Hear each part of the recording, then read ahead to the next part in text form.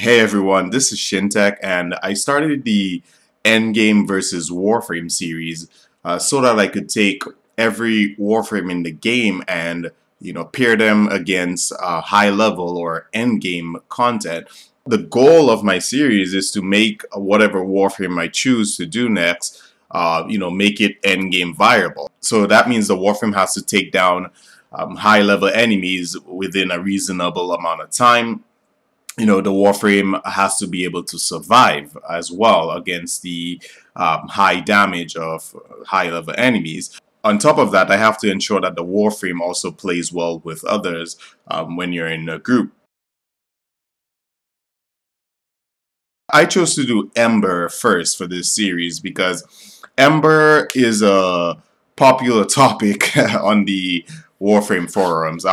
If you look at the forums, you do see a lot of rework suggestions or concept. Now, while building, testing, and playing Ember, messing with not just her synergies, but the actual game's synergy, after testing all of that, I honestly fell in love with this Warframe, man.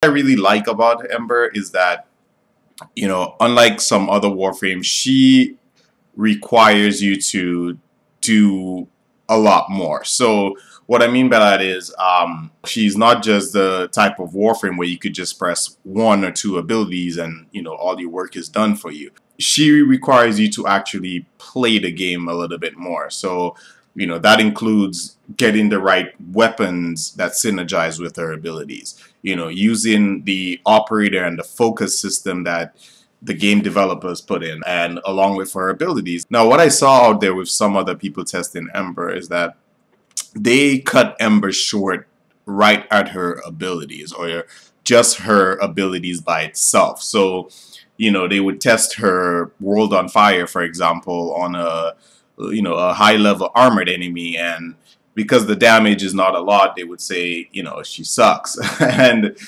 I mean, yes, of course, if you do that, the damage definitely sucks if you just, use the ability by itself. But this is what I mean by Ember requires you to actually use the game's synergy and, use everything together to make her effective. So as far as my opinion on where Ember stands as to whether she should receive any buffs or nerfs, to be honest, based on the description that the developers gave for this Warframe, if you go back to the original Ember video that was made, I believe it was called those profile videos they make, the Warframe profiles. I believe they said something along the lines of she sacrifices her fragility for reckless abandon or something like that. And basically, from what I get from that, that means that this Warframe has a reckless playstyle, and because of that sacrifice, being reckless, she dishes out a shit ton of damage. And while she does a good amount of damage, you've seen from some of the tests, I honestly believe it's at least for later in the game, or for players who have progressed a little bit further in the game.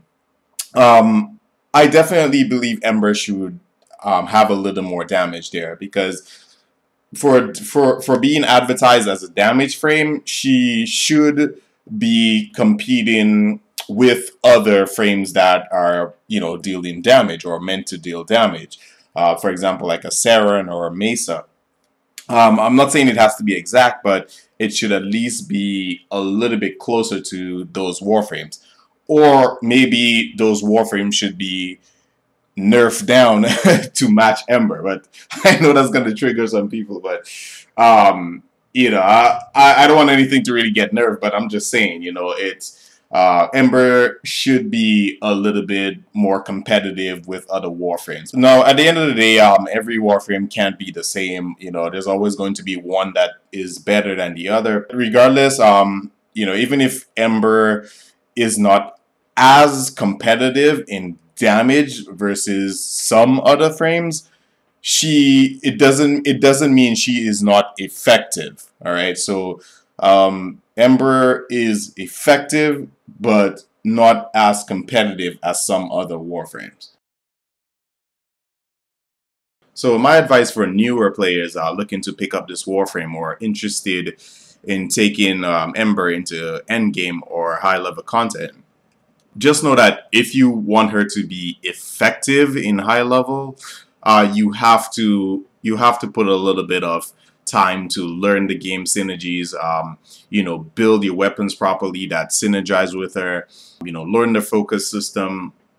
Learn transference and all of that. If you do all of that, you'll be fine. So yeah, I really hope you guys enjoyed the Ember versus Endgame video. Definitely look out for more videos in this series on my channel. I do plan to do all of them, starting with the Warframes that are a little bit more to be considered on the low end or not endgame viable. I want to try my best to, make builds and test them out as much as possible to see how far I could push them. So yeah, I thank you all again for watching, and I'll see you in the next one.